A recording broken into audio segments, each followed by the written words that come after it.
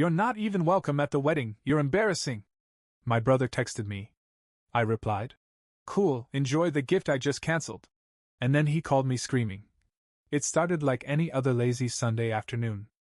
I was lying on the couch, halfway through packing for my brother Nate's wedding. I just triple-checked my flight details, confirmed the hotel, and sat down with a beer to watch some meaningless game on TV. The espresso machine I ordered, the top-tier one from their registry, had shipped the day before. I paid for express delivery. My thinking was, they'll have it waiting in their new kitchen by the time they get back from their honeymoon. A proper gift. Classy. Expensive. Thoughtful. Then my phone buzzed. You're not even welcome at the wedding, you're embarrassing. I stared at the screen, convinced I had read it wrong. I blinked. Read it again. You're not even welcome at the wedding. You're embarrassing. The message was from Nate. No context. No warning. Just the verbal equivalent of a slap in the face. At first, I didn't feel anything. Just numbness. The kind that shows up when your brain can't quite process betrayal fast enough. My brother and I weren't close. He'd always had a bit of a golden boy complex. Loved to be the center of attention, loved to be adored. But this? This was nuclear. I thought about everything I'd invested in that wedding, the PTO I burned, the overpriced hotel, the tux rental. And of course, that ridiculous espresso machine. I'd picked it out specifically because his fiancée, Monica, was obsessed with lattes. She once spent 40 minutes describing a flat white she had in Brooklyn. 40 minutes? For foam and coffee. My thumbs hovered over the screen. For a moment, I debated firing back something angry, something dramatic. But then, something cooler settled in my chest. Something calm. Surgical. I typed. Cool, enjoy the gift I just cancelled. Hit send. 2 seconds later, my phone rang. Nate. I let it go to voicemail. It rang again. Then again. I stared at it, quiet and still, as it lit up over and over like a fire alarm. The third time I answered. Before I could say anything, he exploded. What the hell do you mean you cancelled the gift? Are you serious? That was a $900 espresso machine. His voice cracked with that edge of panic only spoiled people get when something they expect suddenly slips through their fingers. I didn't yell. I didn't even raise my voice. I wasn't invited to the wedding, remember? I said calmly. You said I'm embarrassing. That was Monica. She was mad about what you said at the engagement dinner. Right. The engagement dinner. The one where I gently, not rudely, mentioned that their wedding registry looked less like a list of necessities and more like the checkout cart from a luxury catalog. I didn't think it was that harsh. My exact words had been, You sure you're not planning to move into a villa in Tuscany after the wedding? Apparently, that counted as sabotage. Well, I said, Monica got her wish. No gift. No embarrassment. Win-win. You're unbelievable. He hissed. I try, I said and hung up. He didn't call again that day. But that was only the beginning. After I hung up on Nate, I stared at the blank wall above the TV, letting the silence wrap around me. The wedding was 2.5 weeks away. I'd already put in the PTO request, bought the flights, booked a king's suite at the hotel close to the venue. All non-refundable. But that wasn't the part that stung. What stung was the casual cruelty of it. The fact that he felt so comfortable firing off that text like I was some intern who'd shown up late to a meeting, not his own brother who had just shelled out nearly $1,000 on his wedding gift. And now, because Monica didn't like my tone at dinner? I was. Embarrassing. Unwelcome. Okay. I could have just let it go. I could have refunded the gift, deleted the calendar reminder for the wedding, maybe muttered something cynical to a friend over beers and let it fade into memory. But something about the way Nate had called me screaming, not to apologize, not to take back the insult, but to demand I still give him the espresso machine, unlocked a different version of me. One I don't tap into often. The cold version. The surgical strike, no more nice guy version. I opened my laptop and went into the wedding registry. The espresso machine was already marked as purchase, but I had used a site that allowed gift givers to mark things as bought even when they purchased elsewhere. Which I had. I ordered it from a high-end coffee gear retailer with a generous cancellation policy. With 3 clicks, I pulled the plug on the order. Got the full refund, too. I could have stopped there. Most people would have. But then I started thinking, if I'm not going to this wedding, and if I'm apparently so embarrassing, they had to text me instead of talking like adults, maybe I should lean into it. Make my absence a little memorable. So I texted my cousin Jenna. Jenna, bless her soul, is a walking group chat. If you tell Jenna something at breakfast, it will be in someone else's mouth by lunch. She's not malicious about it, just aggressively curious, like a golden retriever with Wi-Fi. Hey, remember that time Nate wet the bed at summer camp and blamed it on the rain? That's all I sent her. She replied with a row of laughing emojis and a OMG, yes, I forgot about that. Then, why are you bringing this up? No reason. Just feeling nostalgic. Thought you might too. Especially at the wedding. She didn't respond to that. But I saw that story pop up in her Instagram caption the next day, paired with an old photo of all us cousins at camp. It didn't tag Nate. But oh, it didn't have to. That was just the beginning. Over the next week, I RSVP'd, no, to the wedding invite. Then I got to work planning something else, a backyard get-together. Nothing fancy. Just drinks, a grill, a rented fire pit. But I was intentional about the guest list. All the mutual friends we shared? Invited. And I made sure they knew why. Change of plans, turns out I'm too embarrassing to attend my own brother's wedding. So I'm hosting a little something that night instead.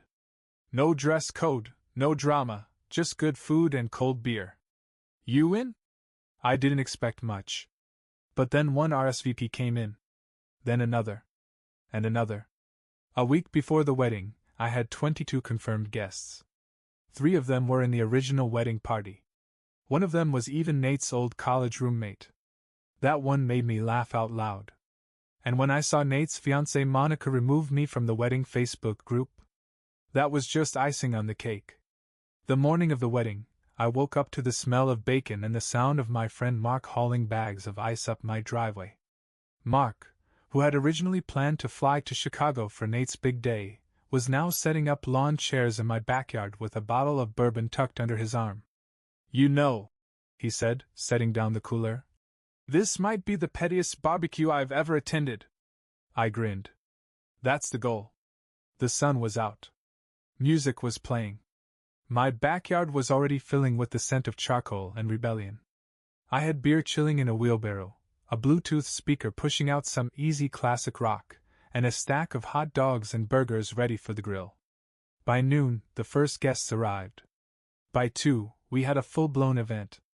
People showed up in jeans and tank tops, flip-flops, some with folding chairs, others with nothing but snacks and stories. They brought coolers and cornhole boards. My neighbor from 2 doors down wandered over after smelling the food and asked if it was okay if she joined. I said of course. The more, the messier. The whole thing had a kind of anti-wedding energy. No speeches. No forced dances. Just people genuinely enjoying themselves, laughing, and slowly realizing how not stressed they were to not be in formal wear listening to a DJ butcher the top 40. And somewhere, a couple hours into the party, Jenna pulled me aside. You are not going to believe what I just got sent, she said, her phone already in hand. She showed me a photo, Nate's wedding. Or what was supposed to be Nate's wedding. The background was lovely, some vineyard with way too much chiffon and rustic signage, but the people? The people looked bored. And a little thin. As in attendance-wise. Half the groomsmen are missing, she whispered. 3 of them came here instead. She was right. I counted 2 of them currently tossing bean bags into the cornhole board and another on my deck, playing bartender with a can of hard seltzer and a very professional pour. Jenna leaned in. Monica's livid. Word got around about your message, the espresso thing. She said you sabotaged the energy of the wedding? Spoiler alert, I said, raising my drink. You can't sabotage energy that wasn't there to begin with. And just when I thought the moment couldn't get better, my phone buzzed. A text. From Nate. You seriously threw a party during my wedding? That's low, even for you. I stared at the screen. I wasn't going to reply. I was done with the back and forth. But I'll admit. I hovered. Then I typed. You said I wasn't welcome. So I welcomed other people instead. He didn't respond. But 20 minutes later, someone showed me a video posted to Monica's Instagram. It was supposed to be a cute boomerang of their first dance. Except, if you looked closely, Nate's face was tight, his smile strained. Monica's eyes weren't on him. They were glaring at someone off camera. The caption? Smiling through the nonsense. Oh, Monica. That wasn't nonsense.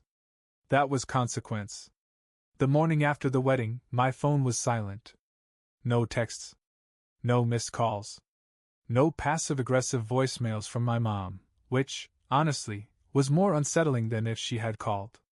But then, around lunchtime, I got a message from my Aunt Diane. The family diplomat. The one who always tried to smooth things over by pretending everyone wasn't completely out of line. Hey, can we talk? There's a lot of confusion about what happened yesterday. Confusion. Sure. I called her back. She sounded cautious, like someone tiptoeing through a minefield. Your mom's upset, she said. Nate's upset. People are saying you planned that party to embarrass him. I didn't even argue. I just said, was it embarrassing? There was a pause. Then, almost too quietly, she said, I mean, yeah. Kinda. And that's when I realized something. They weren't upset because I'd done something wrong. They were upset because, for once, I didn't play along. It came in the form of a voice memo. Nate always hated texting when he was mad. He thought it gave people too much time to come up with a response. So I guess he figured a voice memo would catch me off guard. It started with a sigh. Then his voice, tight, controlled, too calm to be sincere. Look. I don't know why you took it so personally. I was under a lot of stress. Monica was freaking out, and you made that joke at the dinner and… I don't know, man. Things got blown out of proportion. He paused. Anyway, I didn't really mean you weren't welcome. I just didn't want more drama. Another pause. I heard about your little get-together. Real classy. Hope it was worth it. That was it. Not once did he say sorry. Not once did he acknowledge what he actually said. Or the fact that I dropped nearly $1,000 and rearranged my life to support him. Or that he tried to keep the espresso machine even after banning me from the wedding. Just a passive, I was stressed. And a sarcastic jab at my party. I sat there for a second, just listening to the last few seconds of silence in the message. Then I deleted it. Because here's the thing about apologies. If they come wrapped in ego and soaked in sarcasm, they're not apologies. They're control tactics. About a week later, I got an email from the coffee gear site I'd bought the espresso machine from, one of those you recently viewed. Marketing emails. Front and center, the same model I'd cancelled. For a split second, I hovered over it. Part of me, some stubborn, old, peacekeeping part, thought about buying it again. Sending it anonymously. A last olive branch. But then I remembered his voice in that memo. Hope it was worth it. That smug, dismissive tone. Like my entire boundary setting, gift canceling, barbecue throwing moment of dignity had just been another inconvenience to his curated life. So instead of hitting purchase, I hit forward. I sent the email to Jenna, along with a one-liner. Looks like Nate's registry is still missing one item. You think Monica will notice? She replied 4 minutes later with a screenshot from the family group chat. Someone, probably Nate, had asked if anyone knew what happened to the espresso machine. No one responded. Except Jenna. Her reply? Maybe it got lost in the mail. Or karma. Perfect. It happened on a Thursday night, 2 weeks after the wedding. I was sitting on my balcony, sipping a bourbon I definitely couldn't afford but absolutely deserved, when my phone started vibrating like it had something urgent to confess. 12 notifications. All from the same source. Family group chat. Now, I hadn't said a word in that chat since the infamous RSVP. No. Mostly because it had turned into a glorified wedding photo dump. I'd muted it. Left it alone. Let them have their filtered joy. But tonight? Something was different. I opened it. Scrolled. The first message was from Aunt Diane. Can we please address what happened with the espresso machine? Oh. So it was that kind of night. Uncle Ron replied next. What do you mean? Didn't someone get it already? Then came Monica. It was supposed to be from me, but apparently he cancelled it out of spite. Out of spite. Okay. Now, I wasn't planning on jumping in. I truly wasn't. But then my cousin Liam, bless his sarcasm-drenched heart, chimed in. Wait, are we talking about the espresso machine or the wedding where half the bridal party ditched and went to me's barbecue? Silence. For about 2 minutes. Then my mom, who rarely speaks in the chat unless it's a chain prayer or birthday wishes, typed. This has gone far enough. Me has always been supportive. Nate, you did say he wasn't welcome. Don't rewrite history. I had to reread that. Twice. My mom, the woman who once told me I needed to stop making everything about feelings, when Nate borrowed my car and returned it with a cracked bumper, was defending me? But Nate? Oh, Nate wasn't about to take that lying down. He wrote a small essay, complete with punctuation, dramatic pauses, and way too many rhetorical questions. It was basically a master class in Not Apology 101. Look, it's easy to throw me under the bus now, but no one talks about how much pressure I was under. I had vendors ghosting me, Monica in tears every other day, and all I asked was for me to not cause more tension. Is that really such a crime? Jenna, of course, couldn't resist. Bro, you texted him you're not even welcome, you're embarrassing. That's not a tension reducer. That's a nuke. I laughed out loud. Then I typed a message for the first time in weeks. Let's not forget, I still cancelled the gift politely. I even said enjoy. The reaction emojis came in fast. Laughs, thumbs up, the occasional shocked face. Nate left the chat. Actually left. Not just silent, he rage quit. And Monica? She hasn't posted a single honeymoon photo since. It was a week after Nate rage quit the family group chat when I started getting the real messages, the quiet ones. The ones that slipped into my inbox like whispers in a loud room. First came Derek, one of Nate's oldest friends from college. A groomsman. Or, I guess, a former groomsman. Man, just wanted to say I'm sorry about the way everything went down. That party you threw? Best decision I made all month. Real talk. Then came Priya, a mutual friend from back in high school, who had been invited to the wedding but RSVP'd late and quietly chose my backyard instead. I wasn't trying to pick sides. I just picked where the good people were. That one stuck with me. Because somewhere in the middle of all this, I'd started wondering if I had overreacted.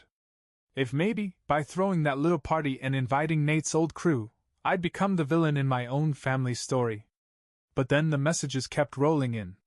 Quiet nods. Little confirmations. Not pity. Not drama. Just respect.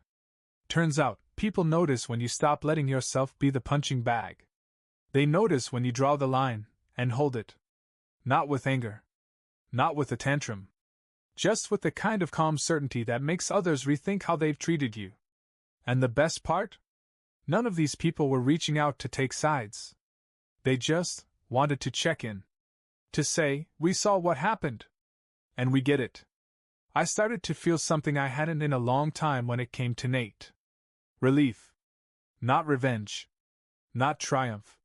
Just the kind of relief that comes from watching the mask slip and knowing, finally, that the story they tell about you doesn't have to be the one you live by.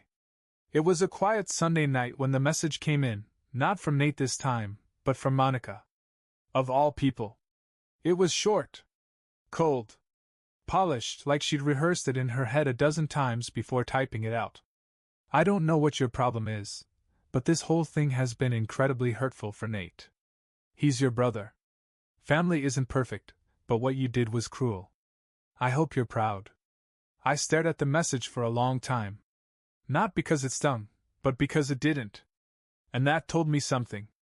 There was a time, not long ago, when a message like that would have sent me into a spiral. Rethinking everything. Wondering if I really had taken things too far, if maybe I'd overstepped. If I was, in fact, cruel. But not anymore. Because here's the thing, people like Monica, and yeah, people like Nate too, don't deal in accountability. They deal in image. In controlling the story. And when someone steps out of line, they don't look inward. They just tighten the narrative. Cast the person who walked away as the villain. But I was done being edited. So I didn't let the message sit. I didn't draft and redraft and overthink it for an hour. I replied right then and there. Just once. Just clearly. You told me I wasn't welcome. I believed you. You're mad because I respected that boundary better than you did. Sent. That was it. I didn't follow it up. I didn't soften it with a hope we can move past this. I didn't say no hard feelings. Because there were hard feelings. And pretending there weren't? That's how I'd spent most of my life in this family, swallowing the awkward, minimizing the insult, shrinking myself to keep the peace. But that one sentence? That was me finally stepping out of the script. I muted the thread and sat back, a strange calm settling over me. Not triumphant. Not smug. Just still. Like I'd finally closed a book that had been open way too long. A day later, Jenna texted me again. Phew. Monica is melting down. Group chat's a disaster. But like, a fun disaster. Also, what did you say to her? Nate's been super quiet. I didn't respond right away. I didn't need to. It wasn't about rubbing it in or keeping score. It was about letting go. And that message? That one sentence? That was the last thing I ever said to either of them.